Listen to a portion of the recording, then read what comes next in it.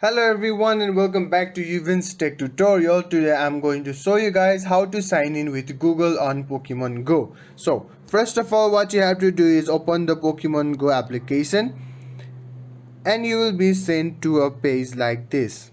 You will be sent to a screen like this. Just wait for a while till it loads. And right now what you have to do is select your birthday. Simply add your birthday to here, right, as shown below. I will simply put my birthday. After that you have to tap on the submit button. Now what you have to do to sign in is simply tap on returning player, right, and at the second option you will see an option called say sign in with Google. Simply tap on sign in with Google, and then what you have to do is simply tap on allow. Now what you have to do is simply select the Google account that you have to sign in to. I'll choose this one because I already have an account. I just need to sign in, so I'm using this account. And as you can see, it will be logged into your game. Just wait for a while till it loads.